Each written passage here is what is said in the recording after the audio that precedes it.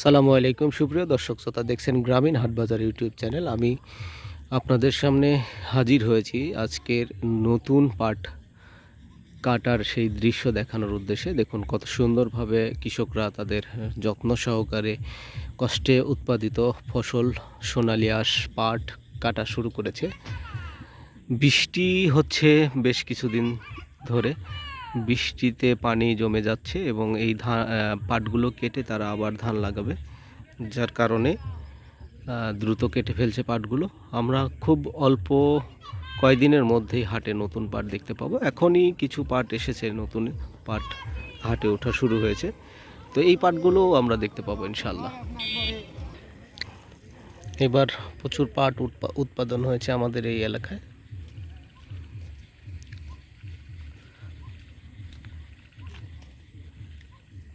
দাম বলে ফেলে। হ্যাঁ, পাট কাটা হয়ে গেল নাকি? কত করে করেছেন?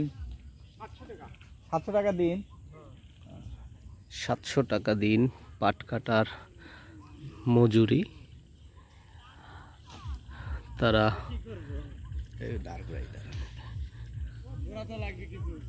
এই তো পরিচিত। কি খবর? পাট কাটলে কত করে?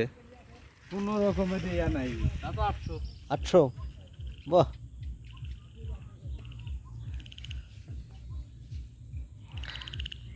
ভাঙে দিবি মানে মসজিদ দিবি 5 কাটা আর আমারে দিবি 5 কাটা।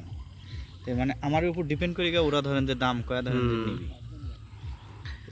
দিন শেষে পাট কেটে তারা বাড়ির উদ্দেশ্যে রওনা হয়েছে।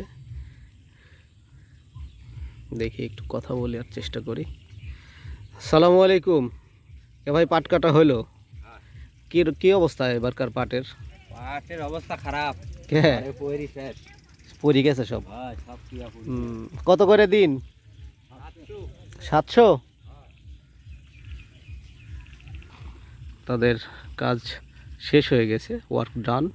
তারা এখন বাড়ির উদ্দেশ্যে রওনা হয়েছে।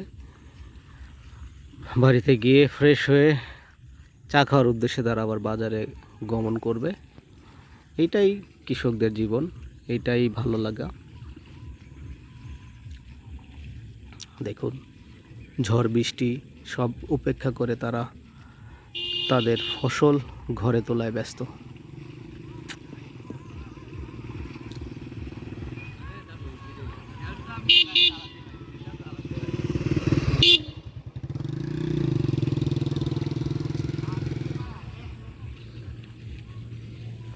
পাটের ঘরে থাকবি, থাকার পরে পাট ওইগুলা 7 দিন পর থাকবি, ওই থাকার সব পরে পাতা পড়ে যাবে। পাতা পড়ে যাওয়ার পরে এগুলো আবার পানিতে জাগ দিবে আর কি, আটিতে বাঁধে। জাগ দেওয়ার এখন আবার খুব সুন্দর কতটুকু কাটা হলো আজ ভাই?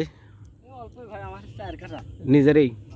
কেমন হয়েছে এবার পাট? মোটামুটি ভালো হয়েছে। হয়েছে পাট। জাগ দেওয়ার সময় গুণা হবে। তাও মোটামুটি 300 350 তো হবেই। পাট ভালো। আমাদের এই নাটোর জেলার গুরুদাসপুর উপজেলা চাষকৈর হাটে আপনাদের কিন্তু আমরা নিয়মিত পাট বিক্রয় দেখিয়ে থাকি। তো এই যে সুন্দর একটা বিকেলে ঘুরতে এসেছি, এসে দেখলাম চাষি কৃষকরা তারা পাট কাটছে, সেইটাই আপনাদেরকে তুলে ধরলাম। তো সবাই ভালো থাকবেন, সুস্থ থাকবেন, আর ভিডিওটি ভালো লাগলে অবশ্যই শেয়ার করে দিবেন।